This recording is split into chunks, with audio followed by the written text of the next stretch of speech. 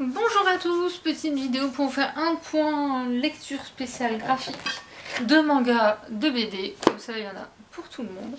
Et on va commencer avec les mangas, avec le tome 10 des Carnets de l'apothicaire chez Kiyun. Alors si vous n'êtes pas au courant, sachez qu'il va y avoir l'anime qui sort cette année. Alors je sais que tout le monde est en mode ouais ça a l'air trop bien fait, et moi j'ai un petit souci. J'adore les graphismes, moi je dis pas, mais je trouve que par rapport à ce que je vois là, je préfère la version papier. Alors je verrai plus tard, voilà. Je verrai quand on aura une vraie bande-annonce et pas juste un trailer. Mais ça c'est une autre histoire. Ici, très franchement, on n'est jamais déçu, hein, soyons honnêtes avec ce manga. Une fois n'est pas coutume, j'ai adoré et je suis juste en amour devant une page. Waouh. C'est pas un spoil, hein. Pour ceux qui veulent savoir, je vous laisserai, enfin lisez-le en fait, pour savoir pourquoi on en arrive là. C'est juste du génie, voilà.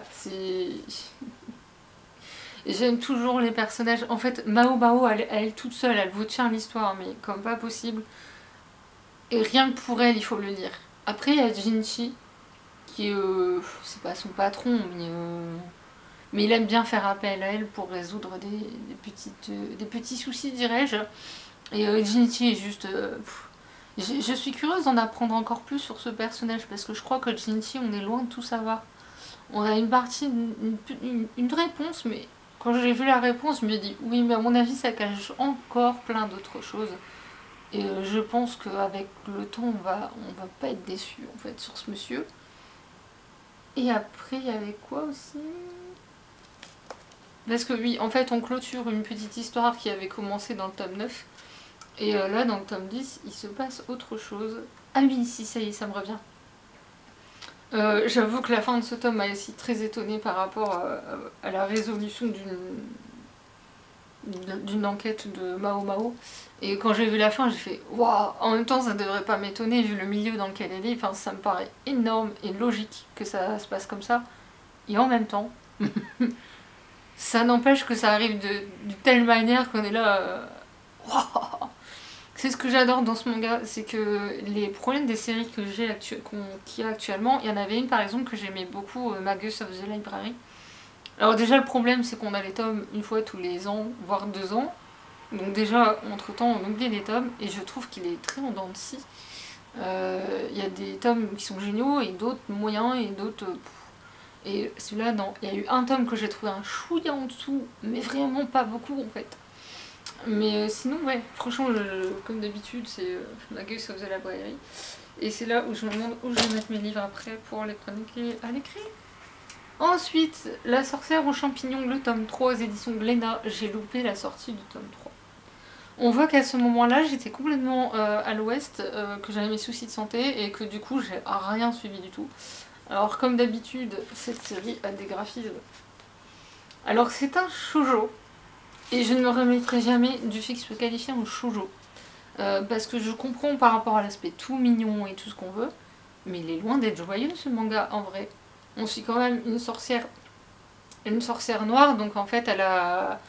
Partout où elle va, en fait, il y a des champignons vénéneux, on va dire ça comme ça, toxiques, qui sont créés, mais en fait ils expriment des émotions ou quelque chose en tout cas.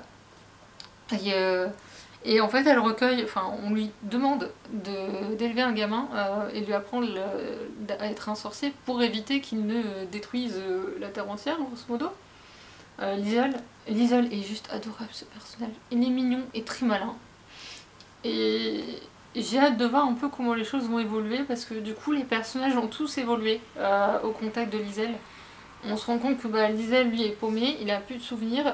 Il y a Luna, la sorcière en question, qui a toujours vécu seule et éloignée de tout parce que justement elle crée des champignons malgré elle qui sont toxiques. Et du coup, là elle se retrouve à devoir élever quelqu'un. Je trouve ça hyper intéressant, c'est beau, c'est mignon, c'est doux et ça aborde des thèmes quand même hyper importants sur les émotions. Et il y a une histoire bonus en rapport avec une sorcière des chats, pour une amoureuse des chats comme moi. Voilà, je suis happy. Et j'ai envie d'en savoir plus. Je sais que le tome 4 va pas tarder. Et alors c'est marrant, j'ai vu quelque part que c'était en 3 tomes. Et non, il y a un tome 4 qui va sortir, les gens. Donc voilà. Oh, qu'est-ce que c'est mignon. Bref, je kiffe. C'est voilà.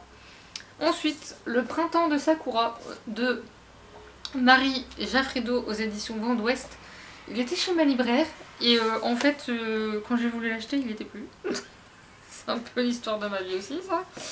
Et j'ai fini par... je l'ai revu encore à Librairie et du coup j'ai dit bon là ça suffit, je l'achète.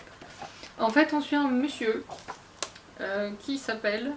J'ai pas le prénom de ce monsieur, je ne m'en souviens plus. Mais en même temps il apparaît très peu donc c'est pas grave.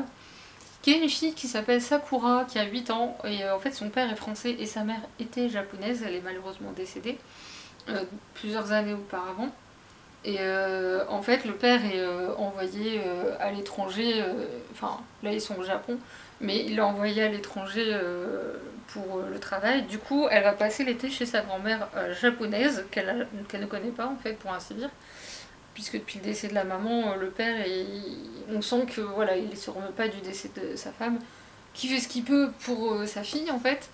Et là, il se dit, bah, c'est le moment pour qu'elle passe du temps avec sa grand-mère et cette jeune demoiselle qui ne connaît pas beaucoup, en fait, elle parle pas très bien japonais et du coup, déjà, elle manque de confiance en elle, elle se sent pas japonaise, on a l'impression qu'elle se sent pas japonaise et forcément, elle est pas, sa grand-mère japonaise, elle la connaît pas, donc c'est compliqué. Et en fait, le temps qu'elle va passer chez sa grand-mère en fait va lui permettre déjà d'apprendre à la connaître et d'apprendre à connaître aussi le Japon vraiment sous un angle différent. Mais qu'est-ce qu'elle fait du bien cette bande dessinée. Moi franchement elle m'a beaucoup touchée. Les graphismes sont très doux, très beaux. Poésie, je suis d'accord aussi. Et qui nous invite à revenir à l'essentiel, c'est exactement ça.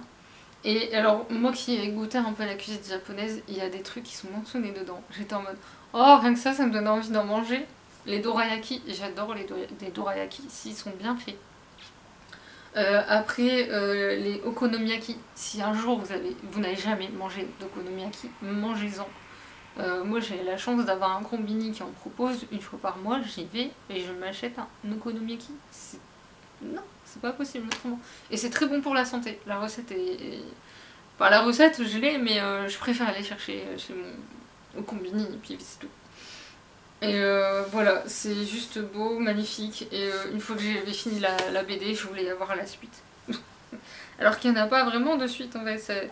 C'est juste qu'on voit Sakura s'apaiser au fil du temps et se retrouver elle aussi. Je pense que c'était aussi ce dont elle avait besoin. Donc voilà, j'ai pas grand chose de plus à dire. Je pense que j'en ai déjà trop dit. Enfin bref, très beau. Je comprends que ma libraire le remette. Et enfin, Anaïs Nin sur la mer des mensonges de Léonie Bischoff aux éditions Casterman, qui a été fait en version à 12 € dans le cadre du festival d'Angoulême. En fait, les bandes dessinées qui ont reçu des prix là-bas ont été publiées en version moins chère, donc j'en ai profité. Et autant vous dire que, alors, il y a un petit paradoxe sur cette bande dessinée. Alors déjà, pour vous montrer un peu une idée des graphismes, c'est d'une beauté. C'est juste, mais sublimissime. Je suis pas sûre de trouver la page à laquelle je pense là tout de suite. Non, je vais pas la trouver. Je suis déjà trop loin. Je suis déjà trop loin. Enfin, déjà, celle-là, elle est... Voilà. Déjà, les graphismes, est-ce que j'ai besoin de dire quelque chose? Concernant la couverture, ça montre un peu l'ambivalence de ce personnage qui est... Alors, j'ai jamais lu de texte d'Anaïs Nin, honnêtement. Je l'ai abîmé, c'est pas grave. J'en ai jamais lu, je ne connaissais pas ce personnage. Et comment vous dire? Je pense que si j'avais connu cette femme, on ne se serait pas entendu. Cette femme, elle est à l'exact opposé de ce que je suis. Sur la mer des mensonges, c'est pas pour rien. Moi, je suis incapable de mentir, je n'y arrive quasiment pas. Si j'y arrive, c'est généralement parce que je vais faire un cadeau à quelqu'un, et même comme ça, en fait. Je peux aussi me griller, en fait. Je le fais avec mes proches de temps en temps, sans le vouloir. J'ai prévu un cadeau pour eux et je vais me griller. Donc voilà l'étendue de ma capacité à mentir. Et elle, c'est tout l'inverse. Elle ment, mais comme elle respire. Et en fait, j'ai l'impression, en lisant cette bande dessinée, que c'était une femme qui était perdue vis-à-vis d'elle-même, qu'elle était comme un puzzle qu'il fallait souder ou construire, je sais pas trop comment l'expliquer. C'était une femme qui avait besoin d'être... qui avait une créativité artistique énorme, encouragée par son mari, et c'est génial. Mais par contre, niveau fidélité, c'est zéro pointé, et elle avait un rapport avec le corps qui était à l'opposé du mien. Donc forcément, je me suis pas trop retrouvée en ce personnage. Et quand on dit en quatrième de couve une pionnière du féminisme, oui et non. Oui et non. Parce que c'est vrai que dans le quatrième de couve, ils mettent un bout de ce qu'elle a dit à un moment donné, où elle dit je vais écrire comme une femme, et chaque homme a essayé de changer mon écriture, pour résumer. Hein, c'est pas exactement comme ça qu'elle l'a dit, mais... Et oui, je pense que ça a dû être vrai. Je pense, de toute façon, il suffit de voir le nombre de femmes qui ont pris un pseudo masculin pour pouvoir être publiées, et c'est quand même pas normal. Donc là, sur cet aspect-là, ok. Mais sur le reste, oui, d'accord, par rapport à l'époque, oui. Aujourd'hui, non. C'est un peu ça l'idée. J'ai du mal avec ce personnage de Anaïs Nin, et moi ce que j'aimerais surtout savoir, c'est quel est... parce qu'ils ont dû forcément faire un condensé, si je peux dire, de son histoire, mais quand j'en ai parlé avec ma mère avait l'air bien calée sur le sujet, donc elle m'a dit des choses que je ne suis pas au courant en fait. Mais ouais, ça va être compliqué de donner mon avis en fait, parce que graphiquement parlant, j'ai rien à dire. J'ai juste envie de lire d'autres bandes dessinées de cette dame, parce que je suis estomaquée par les graphismes. Par contre, sur la femme qu'elle est de Anaïs Nin en tant que femme, c'est pas du tout le genre de personne que j'apprécierais personnellement, très honnêtement. Je me répète un peu, mais de voir jusqu'où elle est allée, c'est un peu compliqué. Et par contre, j'aime bien ce début là, de cette référence à une estampe japonaise fort connue. Et en fait, justement, ce début-là me disait, oh, je vais être en empathie, justement. Je pense que c'est ça qui m'a déçue. C'est qu'au début, je me suis dit, je vais être en empathie avec cette femme qui a l'air coupée, en fait. Il y a l'apparence de ce qu'elle montre et ce qu'elle est réellement, et on l'est tous un peu, mais il y a un moment donné, il faut peut-être pas abuser. On a limite l'impression qu'elle change de personnalité en fonction de la personne à qui elle a affaire, et je trouve que c'est assez violent.